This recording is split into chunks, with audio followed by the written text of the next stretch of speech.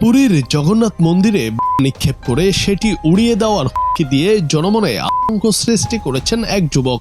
অভিযুক্ত যুবক হিন্দু হওয়া সত্ত্বেও সামাজিক যোগাযোগ মাধ্যমে নিজের নাম পরিবর্তন করে মুসলিম নাম ব্যবহার করে মুসলিম সেজে এই হুমকি দিয়েছিলেন। তার এই পোস্টের পর মুহূর্তের মধ্যে মন্দির চত্বর ও ভক্তদের মধ্যে তীব্র উত্তেজনা এবং আতঙ্ক ছড়িয়ে পড়ে।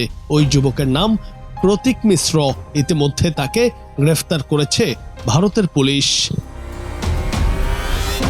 তদন্তে নেমে পুলিশের সাইবার সেল জানতে পারে প্রোফাইলটি আসলে একটি ভুয়া অ্যাকাউন্ট। পরে প্রতীক মিশ্রকে শনাক্ত করে দ্রুত হেফাজতে নেয়।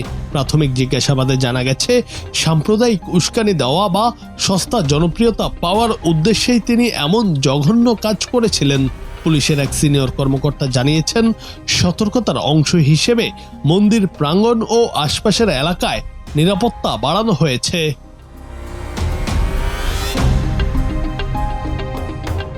বিভিন্ন মাধ্যমে এই খবর ছড়িয়ে পড়ার পর নেটিজেনরা অভিযুক্তের কঠোর শাস্তির দাবি জানিয়েছেন। অনেকের মতে এই ধরনের অপপ্রচার রোধ বর্তমান সময়ে একটি বড় চ্যালেঞ্জ হয়ে দাঁড়িয়েছে। এদিকে প্রশাসন সাধারণ মানুষকে গুজবে কান না দেওয়া এবং যে কোনো সন্দেহজনক কর্মকাণ্ডের বিষয়ে পুলিশকে অবহিত করার অনুরোধ জানিয়েছে।